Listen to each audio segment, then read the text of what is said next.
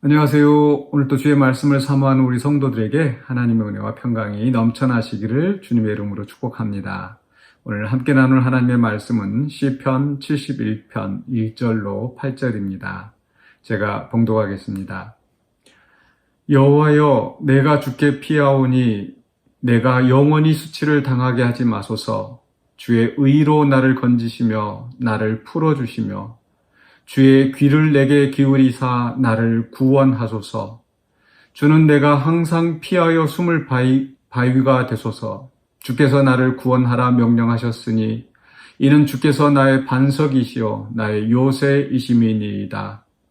나의 하나님이여, 나를 악인의 손 곧 불의한 자와 흉악한 자의 장중에서 피하게 하소서. 주 여호와여, 주는 나의 소망이시요 내가 어릴 때부터 신뢰한 이시라. 내가 모태에서부터 주를 의지하였으며 나의 어머니의 배에서부터 주께서 나를 택하셨사오니 나는 항상 주를 찬송하리이다. 나는 무리에게 이상한 징조같이 되었사오나 주는 나의 견고한 피난처시오니 주를 찬송함과 주께 영광 돌림이 종일토록 내 입에 가득하리이다. 아멘. 네, 오늘 말씀의 제목은 무리에게 이상한 징조입니다. 네, 제목만 들어서는 무슨 의미인지 잘 아마 감이 오지 않을 것 같습니다. 네, 이 제목은 7절에 있는 표현을 그대로 가져와 봤습니다. 7절에 나는 무리에게 이상한 징조같이 되었사오나. 이 시편의 내용은 사실 그렇게 어렵지는 않은 것 같습니다. 그 곤란한 속에서 하나님 나를 건져주시고 나를 또 지켜달라고 하는 그런 그 내용의 시.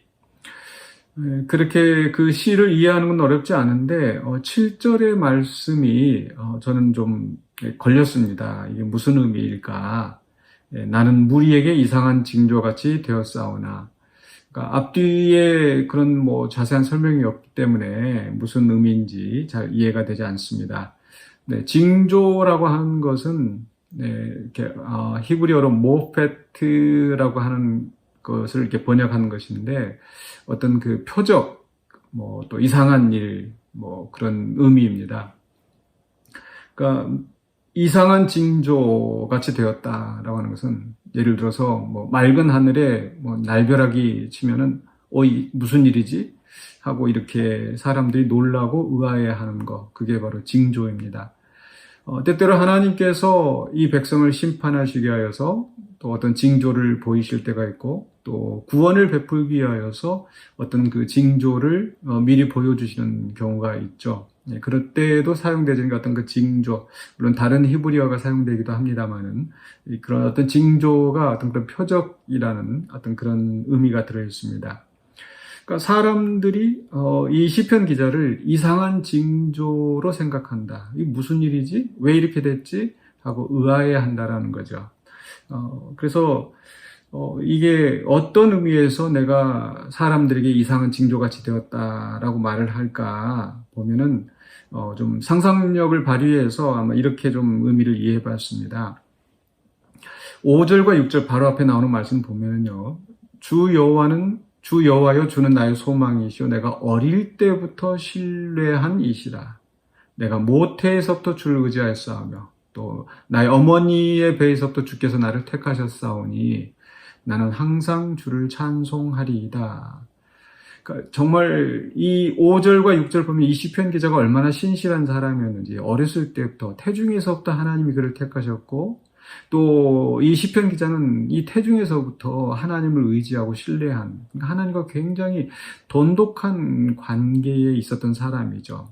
그런 사람이 지금 이런 고통을 당하고 그러면서 하나님 나를 건져주세요, 나를 수치를 당하지 않게 해주세요 라고 했을 때는 지금 굉장히 힘들고 어려운 상황에 있는 겁니다. 그러니까 사람들이 이걸 이상하게 생각하는 거죠. 그래서 마치 욥이 참 경건한 사람인데 그 경건한 사람이 갑작스런 재난을 닥쳤을 때 사람들이 그를 보면서 수군거리고 여러 가지 말들을 할 것입니다. 어떤 사람 그 안에 하는 어떤 그 심판의 징조로 받아들이겠죠.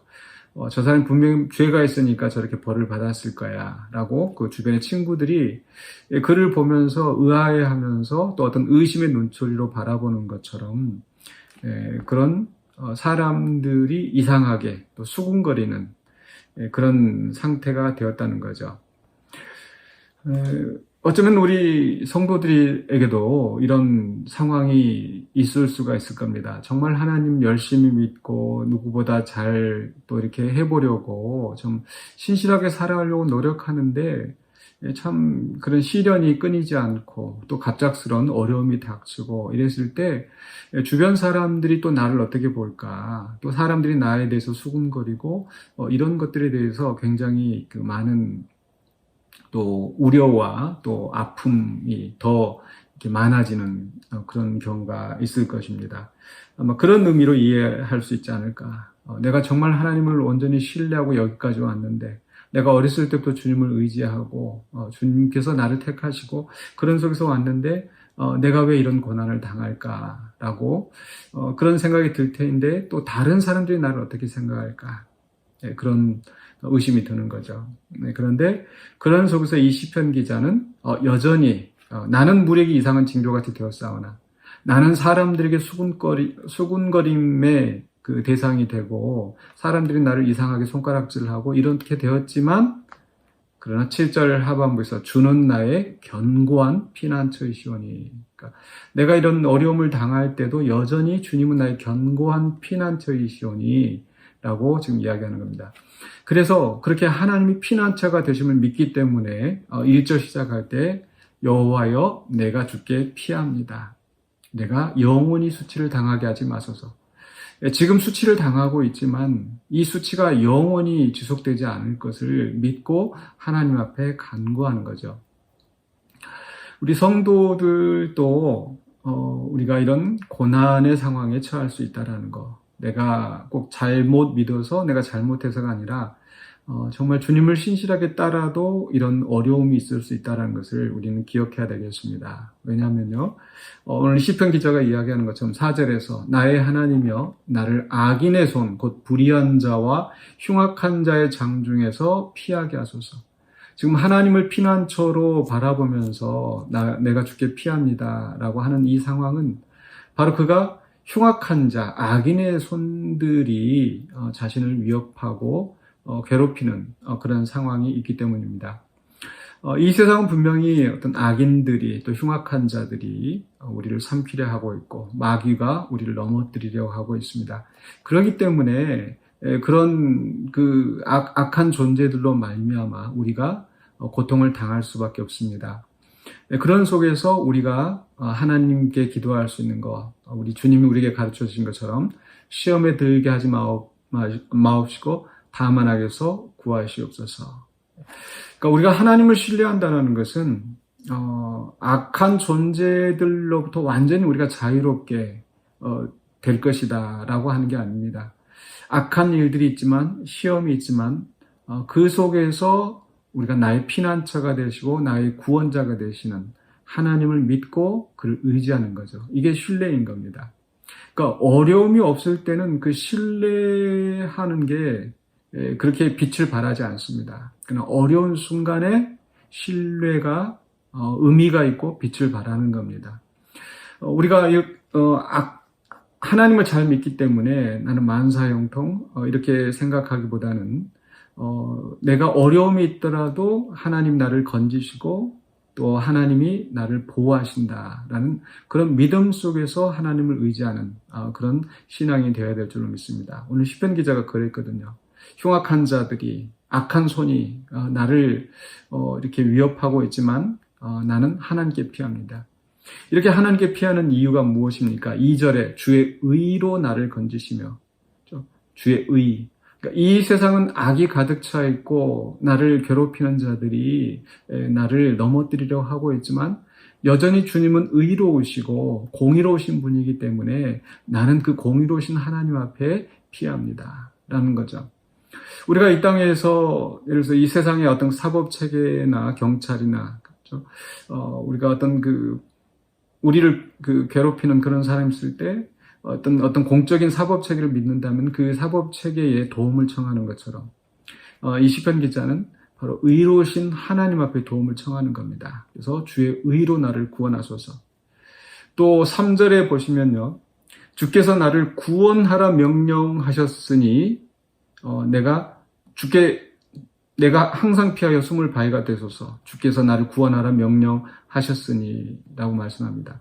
주님이 나의 숨을 피하여 숨을 바위가 되셨다. 또 주님께서 나를 구원하라 명령하셨다라는 말씀. 이 말씀도 금방 이렇게 딱 와닿지 않을 수 있는데요. 구원하라 명령하셨다. 이게 무슨 말씀일까? 나를 구원하실 것을 하나님이 선포하셨다라는 거죠. 이것은 하나님이 주권자가 되심을 의미합니다. 하나님은 앞에서 의로우신 분, 그래서 주의 의로 나를 건지시는 분이신데, 주님은 의로우실 뿐만 아니라 이렇게 명령하시고 선포하시고 나를 구원하시는 것을 규례로 정하시는 그런 주권자이시라는 거죠. 그런 힘이 있으신 분이시기 때문에 나의 피할 바위시오 나의 요새가 되신다 라고 믿음으로 지금 하나님 앞에 나아가는 겁니다. 그렇기 때문에 비록 내가 많은 사람들에게 이상한 징조같이 되고 수군거림이 되고 사람들이 나를 또 이렇게 손가락질하면서 의심의 눈초리를 바라볼 수 있는 이런 처지가 되었다 할지라도 여전히 주님은 나의 피난처이시고, 그렇기 때문에 8절에 주를 찬송함과 주께 영광 돌림이 종일토록 내 입에 가득하리이다. 그래서 주님을 여전히 찬송하는 그러한 신앙 고백으로 나아가는 겁니다. 이 부분도 역시 욥을 우리에게 연상시킵니다. 고난이 있지만은 그 속에서 여전히 하나님을 찬송하고, 주신 분도 하나님, 거두신 분도 하나님. 그래서 하나님 찬송 받으실 것을 이제 선언하는 그런 욥을 연상하게 하죠. 이것이 어떻게 보면 또 사람들에게 이상한 징조가 될 수도 있습니다. 그러니까 저 사람은 저렇게 잘 믿는데 왜 저런 어려움을 당했을까? 이렇게 이상하게 생각할 수도 있는데, 거꾸로 보면은 저 사람 저렇게 어려운데 저렇게 고통스러운 상황에서도 어떻게 저렇게 하나님을 찬송하지? 라고 생각하면서 사람들에게 이상한 징조가 될 수 있겠죠. 우리는 이런 또 이상한 또 징조와 같은 이런 신앙인이 되었으면 좋겠습니다. 그래서 우리를 구원하신 하나님의 역사가 나타나게 되고, 그것을 통해서 또 하나님이 영광을 받으시고 또 우리가 그 은혜 안에서 높임을 받는 그런 날이 오게 될 줄로 믿습니다. 이스라엘 백성들은 그 광야의 길을 지나면서 그런 그 하나님을 온전히 신뢰하지 못했습니다. 어쩌면 그들은 이 광야를 지나가는 동안에 그런 메마른 땅, 어렵고 힘든 길이 있다라는 것을 예상하고, 그런 속에서 여전히 자신들을 구원하신 하나님을 믿고 따라가야 되는데 그러지 못한 거죠.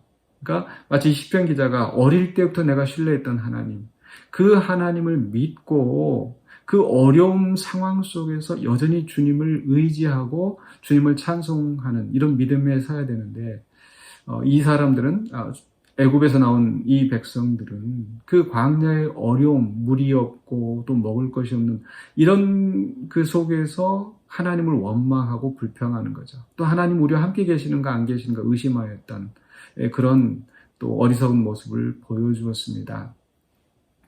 우리가 사는 세상은 흉악한 자, 또 악한 자들이 있는 이 광야와 같은 세상입니다.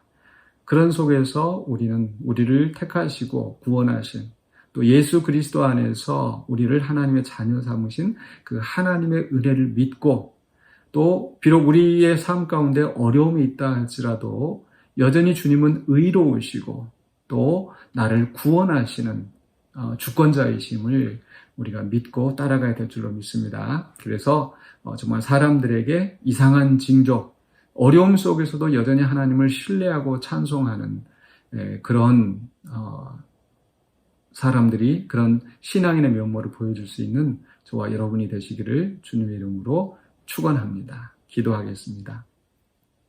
사랑해 주님 감사합니다. 우리를 예수 그리스도 안에서 놀라운 은혜와 사랑으로 우리를 구원해 주신 하나님, 또 우리를 택하시고 모태에서 또 우리를 부르시고 하나님을 알게 하여 주시고 또 하나님을 믿고 하나님 따르게 하여 주셨는데, 비록 우리의 삶 속에서 또 예기치 못한 어려움이 있다 할지라도 또 육체의 질병이 우리를 어렵게 하고 또 경제적인 압박이 또 인간관계에서 오는 여러 가지 힘든 일이 있다 할지라도 그것으로 말미암아 우리가 세상 사람들에게 수군거림의 대상이 되고 또 우리가 조롱거리가 된다 할지라도 여전히 그 속에서 우리는 주님을 의지하고 신뢰하며 나아가기를 원합니다. 우리의 마음을 붙잡아 주시고 또 주님을 의지하는 가운데 또 구원을 얻고 또 승리하는 우리가 되게 하여 주시옵소서. 예수 그리스도 이름으로 기도하옵나이다.